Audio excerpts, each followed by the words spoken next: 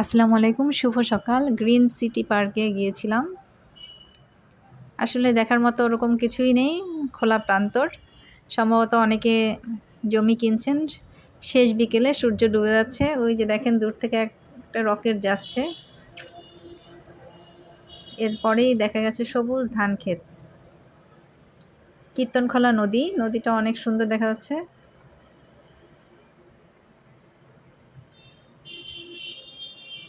গ্রামের কাছাকাছি, একেবারেই কাছাকাছি।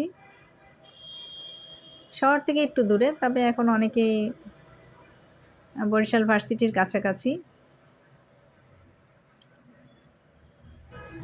এখনও খুব একটা ডেভেলপ হয়নি, খুব একটা কি একেবারেই ডেভেলপ হয়নি। রাস্তাঘাট হয়েছে, কিন্তু কোনো নির্মাণ কাজ এখনও শুরু হয়নি। এই জন্য খোলা প্রান্তর দেখা যাচ্ছে। আমরা জায়গাটা শুনেছিলাম অনেক সুন্দর, এই জন্য দেখতে গিয়েছিলাম, কিন্তু আসলে ওখানে গিয়ে তেমন দেখার মতোই কিছুই পাইনি। তার থেকে বরং অনেক অ্যাডভান্টেজ লুকিয়ে আছে আমি বর্তমানে যেখানে অবস্থান করছি সেখানে। অ্যাডভান্টেজগুলো হচ্ছে, দেখা যায় একটি সুপার শপ আছে। সুপার শপটিতে প্রতিদিন অনেক কেনাকাটা হয়। সেই সাথে অগণিত মানুষজন আসে এবং ওরা ওখানে অবস্থান করে।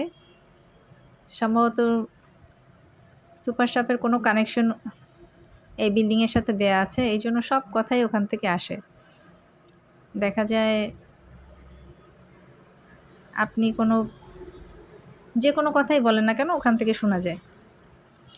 কিন্তু সবথেকে অদ্ভুত ব্যাপার হচ্ছে, আপনার ওখান থেকে কোনো কমেন্টস করা উচিত না। মনে করেন আপনি আমাকে কিছু বলতে চাইলে সরাসরি বলতে হবে, সামনাসামনি দেখা হবে, দেখা হয়ে বলতে হবে। আবার দেখা যাচ্ছে সুপার শপের সাথে কিছু লেনদেন আছে, যে সেই লেনদেনগুলোর বিষয়াদিও অতটা ভালো না। যদি দেখা যায় যে ওখানে হিউজ পরিমাণ আয় হচ্ছে, কিন্তু ট্যাক্স নেই, এটাও তো দুর্নীতির শামিল। তারপরে যদি দেখা যায় যে ওই এলাকায় আপনি যখন একটা ব্যবসা প্রতিষ্ঠান চালাবেন, সেখানের পরিপূর্ণ ট্যাক্স দিবেন না, তখন বঞ্চিত হবে সাধারণ মানুষ। মনে করেন আমার মতো একজন অনেক সাধারণ মানুষ এই সমাজে আছে, বঞ্চিত হবে তারা। আপনি তো লালে লাল হয়ে গেলেন, কারণ আপনার তো ট্যাক্স দিতে হচ্ছে না, বিনিময়ে আপনি ব্যবসা করে লাভবান হচ্ছেন, কিন্তু ক্ষতিগ্রস্ত হচ্ছে সাধারণ জনগণ। বলা যায় যে আমাদের দেশে কেন এত দরিদ্র, কারণ হচ্ছে আপনি ট্যাক্স দিচ্ছেন না। এই জন্য আপনি একজন কর্মঠ মানুষ, অথচ দেখা যায় যে আপনি আপনার ফ্যামিলির কোনো খোঁজখবর নিলেন না। যার যেটা প্রয়োজন, যার যেটা পাওয়ার অধিকার, আপনি সেটা থেকে বঞ্চিত করলেন। তখন কি হবে? ক্ষতিগ্রস্ত আপনি হলেন না, হলেও একজন ব্যক্তি। আপনি আবার অন্য দিক থেকে অবশ্যই তার বেনিফিট পাবেন না। আপনি যখন কিছু রিটার্ন আপনি চাইবেন, আপনাকে তো অবশ্যই কিছু দিতে হবে।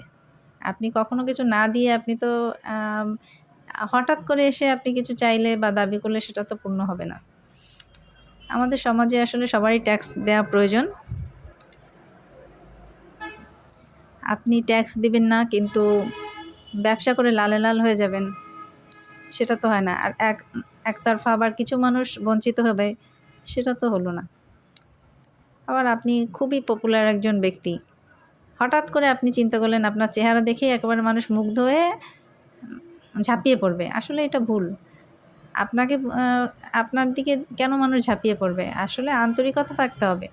আপনার সঙ্গে একজন সাধারণ মানুষের সেই কমিউনিকেশন থাকতে হবে। তাহলেই না আপনাকে দেখে ঝুঁকে পড়বে। আপনার চেহারা দেখে তো কেউ ঝুঁকবে না। আপনি যতই এখন নিজেকে আপনি যতই নিজেকে ভাবুন আমি খুব পপুলার, আমাকে নাম বললেই সবাই চিনবে, আমার নাম শুনলেই ঝাঁপিয়ে পড়বে। আসলে এটা ভুল। এটা ২-১ জন মানুষ করতে পারে, কিন্তু তাই বলে তো সবাই করবে না। সবারই তো একটা পার্সোনালিটি আছে, সময়ের সাথে সাথে দূরত্ব বেড়ে যায়, আপনাকে সেটাও মাথায় রাখতে হবে। হুটহাট করে তো একটা কথা বললে হয় না। আর দেখা যায় কি অনেক সময় অনেকে অনেক কিছু বলেন, আমি এই করব সেই করব। আপনি কতদূর কী করবেন সেটা মুখে বললে হবে না, আপনার কাজ করে দেখাতে হবে। আপনার কাজই আপনার।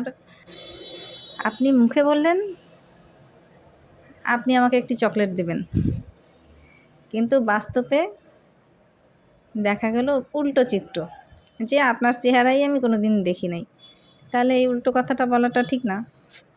আপনি যাদের সামনে বসে বললেন, তারা তো ভাবলো হ্যাঁ ঠিক দিয়েছে, কিন্তু দেওয়ার মতোই সে। কিন্তু আমি তো জানি বাস্তবে আপনার চেহারাই তো আমি চিনি না। তাহলে যে জিনিসটা আপনি করেননি, যে জিনিসটা আপনি করবেন না, সেই জিনিসটা নিয়ে কাউকে উৎসাহিত করবেন না। এতে হবে কি আপনার সম্পর্কে মানুষের নেগেটিভ ধারণা হবে। অসংখ্য ধন্যবাদ।